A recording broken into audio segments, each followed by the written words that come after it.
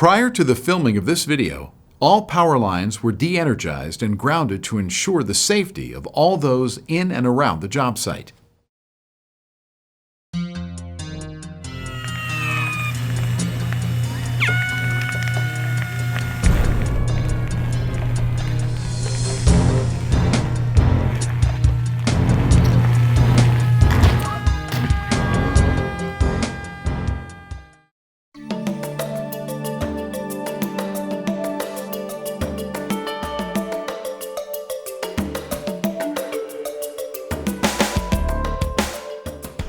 Hello, I am Scott Packard, Chairman and Chief Executive Officer of Wright Tree Service.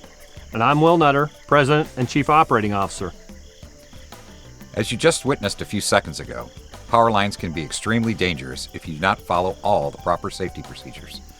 The Tree Care Industry Association reviewed 126 occupational tree care accidents reported by the media, OSHA, and industry colleagues in 2014. Of these, 81 were fatal and 12 were electrocutions. Wright Tree Service's number one value is safety. If you follow our training provided, all injuries are preventable. Leaders from our Division 25 will kick off this training and guide you through the best safety practices you should follow when on a job site. The main hazards you will encounter on the job site include direct or indirect contact with electric power lines and other energized conductors, falling while climbing or working on the ground, and falling trees and branches. In this video, we will focus on the hazard of direct and indirect contact with electric power lines and other energized conductors. Electrical hazards can occur during any activity on the job site. Those include manually climbing, working from an aerial device, and working on the ground or in a drop zone. Remember, this includes line clearance workers as well as members of the general public. Always be aware of your surroundings while working on the ground or in the air.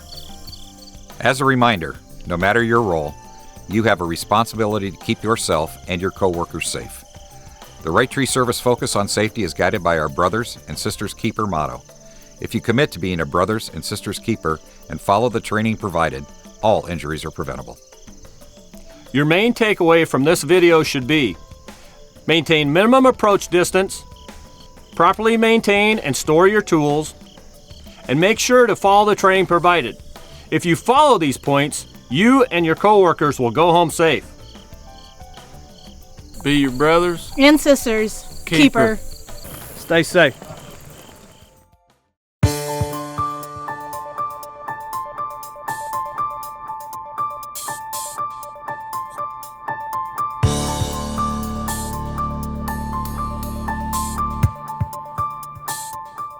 First, we'll discuss maintaining minimum approach distance.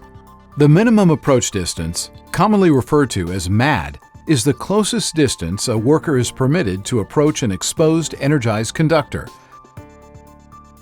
The greater the voltage of the power line and the higher the altitude, the larger the minimum approach distance. Only a qualified utility line clearance arborist and arborist trainees can be within 10 feet from the energized conductor for a line that is less than 50,000 volts. In general, all others should maintain a minimum of 10 feet away from the energized conductor. Remember that anything that has the potential to carry electricity can be energized. If you are near an energized conductor, make sure a coworker is within normal speaking distance. Because the industry standard for MAD varies by region or utility, identify the MAD specific to your job site by looking at the job briefing, the foreman's manual, or on the sticker inside each work vehicle. The MAD is documented on the job briefing that is reviewed, completed, and signed by all crew members at the specific job site before each job begins.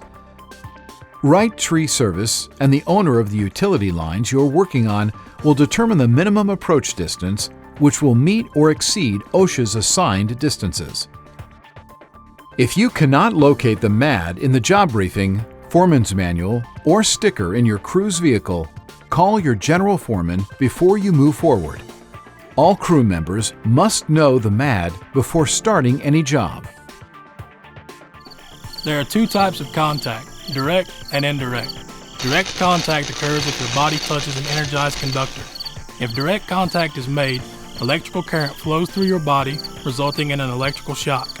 The more direct the contact with the line, the greater the potential for injury. Indirect contact occurs if your body touches another object, for example, a tree branch, that then touches the energized conductor, resulting in an electrical shock or electrocution. Never touch an electrical conductor. Also, never work with your back toward a power line. Direct physical contact is not necessary for electrical shocks. Electricity can arc or jump distances. Because electricity has the potential to travel long distances, it's difficult to predict what will be energized. It's important to be cautious and focused. Make sure to examine each situation carefully and recognize that anything that is conductive on or near the job site has the potential to carry electricity. If electricity has been transferred to a vehicle or aerial device, don't move or touch any equipment until electricity has been de-energized by the utility. Always verify the line has been de-energized by following the company's lockout/tagout procedure. Here is an example of what a lockout/tagout tag looks like. This might not look exactly the same as what you have seen from your utility customer. However, this is what many will look like. If you are on the ground, in the air, or in a vehicle, assess all the risks before making a decision to move or stay. Risks that you might encounter will vary depending on the circumstances and job site. If you are in imminent danger and decide to move, make sure you understand the risks. Step potential is the difference in voltage between the feet of a person standing near an energized, grounded object. A person could be at risk of injury during a fault simply by standing near the grounding point.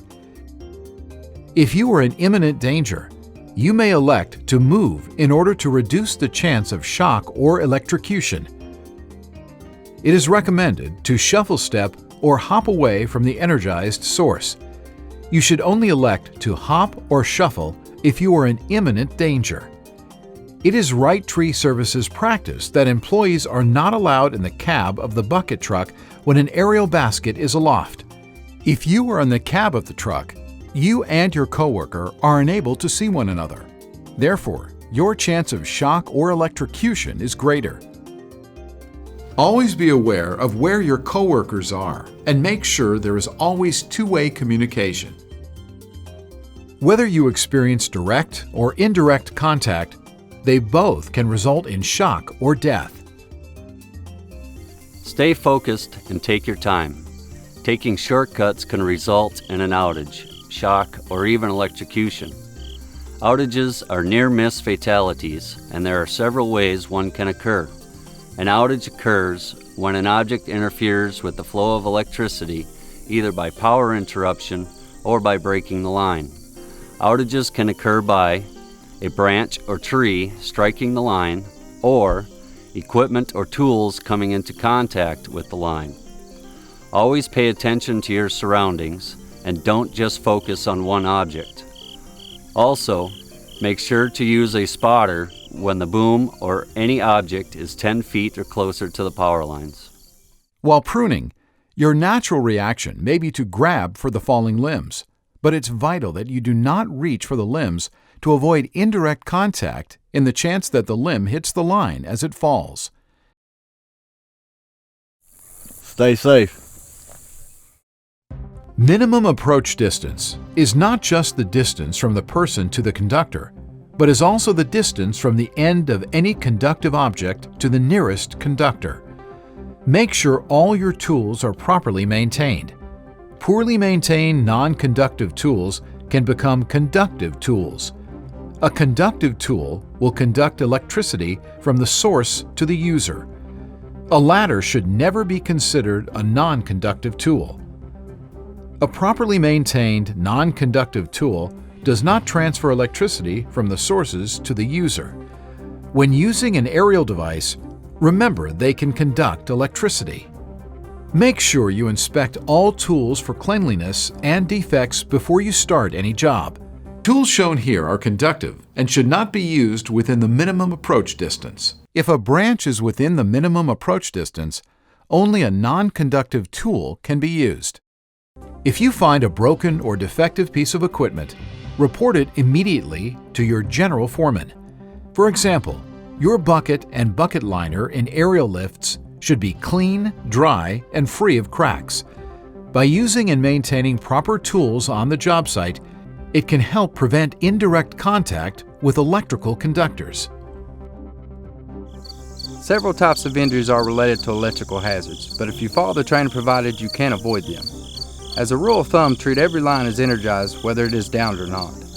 One type of injury that can occur from electrical conductor is electric shock. An electric shock occurs when electric current passes over or through the body. It usually involves burns and abnormal heart rhythm, unconsciousness, and could result in electrocution. Another injury includes falls. This occurs when electric shock causes muscles to contract, causing worker to lose his or her balance and fall. The most common shock-related injury is burns. This is a non-fatal injury that occurs when you contact energized electrical wiring or equipment. Although electrical burns can occur anywhere on the body, they most often occur on the hands and feet. Electrocution is the most catastrophic result that can occur from electrical current passing through or over a worker's body. Electrocution is defined as an electrical shock that results in death. Hazards can increase with storm-related exposure. When hazards increase, it doesn't necessarily lead to more risk and injuries because of employees' training and focus during these events. However, the ground, trees, fences, cars, generators, and ladders can be energized more so during this time. Environmental conditions such as rain, standing water, and humidity may increase the hazards that can occur on your job site. If a line is downed or not live, it still has the potential to conduct electricity due to nearby generators. Again, be aware of your surroundings and listen for a generator producing electricity. A generator has the ability to produce electricity that can backfeed into the electrical system, potentially causing a shock or electrocution. Never assume a line is dead. Treat every line as if it is live. To review, your main takeaways from this video should be: maintain minimum approach distance, properly maintain and store your tools, follow the training provided. If you follow these points, you and your coworkers will go home safe. Take a moment to think about why safety is important to you. Safety is important to me, for my family. And I stay safe every day for my wife. What motivates you to stay safe? You know why I stay safe? Because this guy right here. My dad's the reason why I work safe. You know why I stay safe? For my son right here. This is why I stay safe. Stay safe. My name is Sarah Kern and I do payroll for Division 25 at the corporate office. I help our employees work safe by incorporating safety into my daily conversations with them. I talk to the guys about safety, whether it's over the phone or an email, and I challenge each of them every day to be a brothers and sisters keeper. By keeping safety at the top of my mind, it helps our field employees know that we're here supporting them. And I hope it reminds the guys that we are part of a team, part of a family. Stay safe. As part of the safety team, I spread the Brothers and Sisters Keeper message by visiting the crews often. Please share this with your family, both at Wright Tree Service and at home. And keep focused at all times. Thank you for your time and attention. Remember, at Wright Tree Service, safety is always our highest value. Stay safe. Be your brother's keeper. Stay safe. Mantente seguro. Be your brother's keeper. Stay safe. Be your brother's and sister's keeper. Stay safe.